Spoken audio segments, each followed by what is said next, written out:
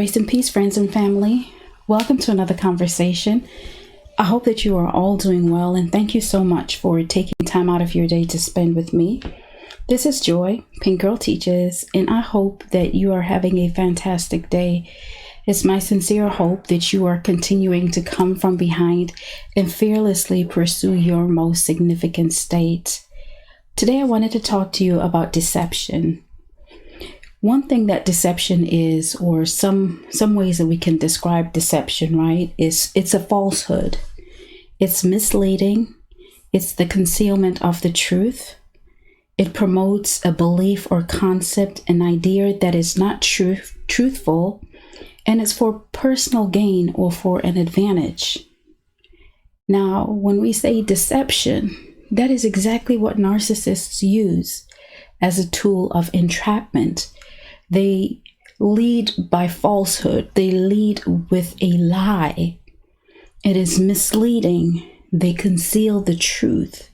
They promote a belief or a concept, an idea that is not true to who they are.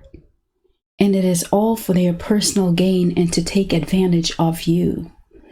A lot of times, survivors of narcissistic abuse, at whatever capacity you experience it at, whatever level, whatever type of relationship, tend to take on the full burden of the responsibility or the guilt and the shame that comes with, being in that type of relationship, whether it's parental or intimate relationships, whether it was your spouse, even work or friendship, tend to just accept the full brunt of the responsibility when a lot of times, in fact, all the time, we don't ask to be in those situations.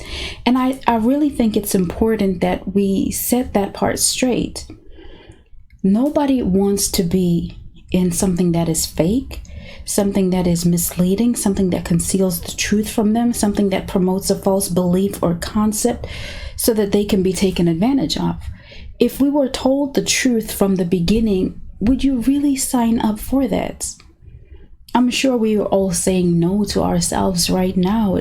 I know everything in me is screaming no. But that's why the narcissists have to use deception. They have to deceive you because they know their truth is not going to go down. Nobody is going to want that.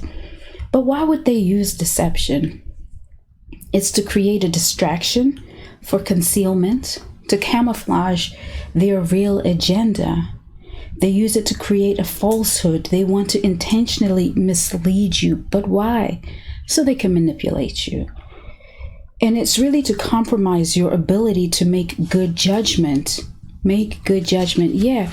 Because if they're able to alter your ability to make a good judgment or come to a good conclusion about a thing, you can't make an informed decision about should you go into this relationship or not. Should you be in a friendship or a partnership with this person? You cannot make an informed decision about the relationship, and therefore, I want you to hear this. There is effectively no consent that is given because of deception. There's incomplete disclosure about the relationship. So you really got to think about the level of violation that takes place anytime a narcissist is in the picture. That's why I always liken it to a crime scene, a crime that has been taken place. We always go back to John 10:10. The enemy comes to steal, kill, and destroy. That's when the narcissist steps on the scene. It is always a crime scene because there is effectively no room that has been created for consent to be given because they lead with falsehood. Let's talk about this. They use future faking. They use false flattery to get what they want. Because if you knew that the narcissist just wanted supply from you and they had to create an illusion of love, an illusion of a future, an illusion, it was never real. It was never their intention to have a family with you. It was never their intention to marry you. It was never their intention to do life with you, although they may have told you those things. It was deception. It was a falsehood so that they could get compromise consent from you, so that you would give them your body, so that you would give them your time, so that you would give them your affection, so that you would give them your attention, so you would give them adoration, adulation, all of those things under false pretense. The enemy comes to steal, kill, and destroy.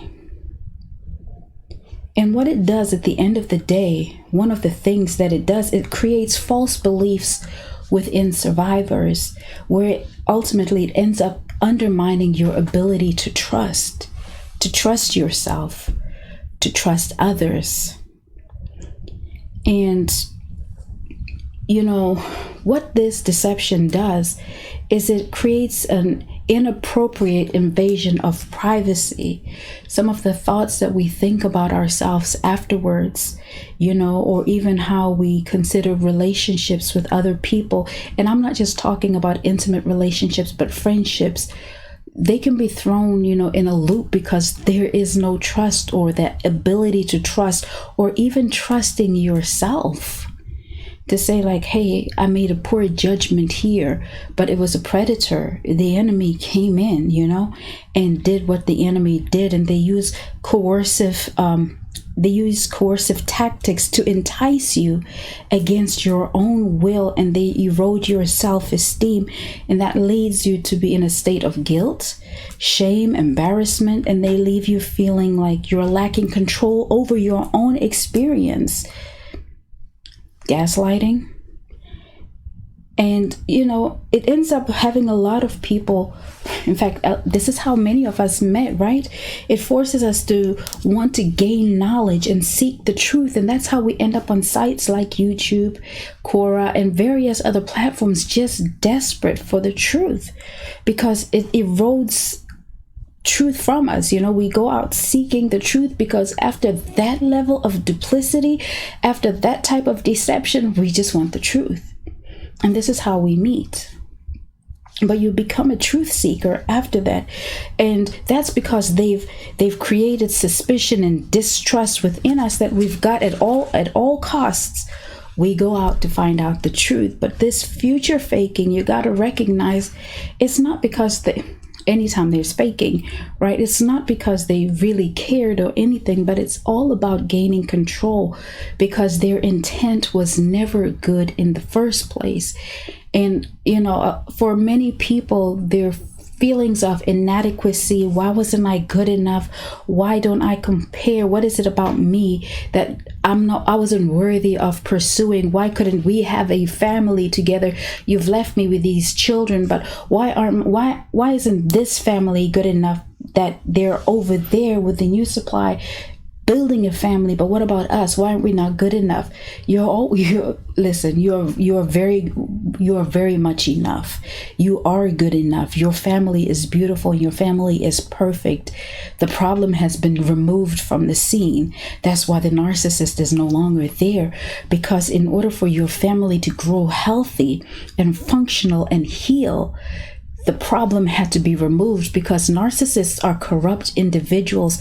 And anytime you have somebody corrupt in the midst of you, they tend to compromise all that are around them. If we have a basket of apples, I kind of use this analogy quite a lot, but if there is a basket of a dozen apples and we put one rotten one in the middle and we just leave it like that, the other apples are going to become contaminated because there is a corrupt one in the midst of it, so it will compromise the other ones. But if we take away the corrupt apple, the bad apple, the contaminated one, if we remove the narcissist, if God steps in the scene, and I don't care how the discard happens, whether they discard you or you discard them, let's just say God stepped in the scene and said, not my child, not my son, not my daughter, you are not going to mess with them another day in your life. And he removes the narcissist from the scene and begins, and if you allow him, he goes through the process of washing and cleansing you and purifying you and restoring you back back to himself. That is where all the other ways that the narcissist compromises you, because we cannot be in a toxic environment and not ingest a level of toxicity. So those other apples that were contaminated, that were compromised because of that one bad apple, they get clean and they're still good. So your family is just fine and you are still whole. You are still everything that God said that you are before the narcissist. And that's why they have to go, because you don't deserve this level of deceit in your life.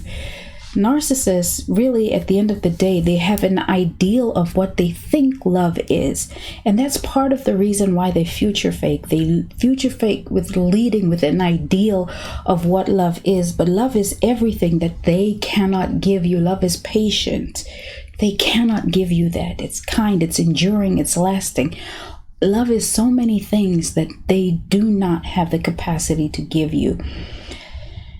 Their lives, narcissists live in a fantasy land, and their whole world is built on fantasy. So their idea of love, their idea of love is kind of linked to a fantasy, right? And so they kind of bounce around from person to person, supply source to supply source, believing that illusion, or it's like an illusion that themselves are seeking will be fulfilled in the next person, but it never happens. And at the end of the day, they deceive themselves. So I just want to thank you for your time, and I hope that this may answer some of your questions, and I look forward to chatting with you in the comments. So until the next conversation, till the next video, have a great day and God bless you.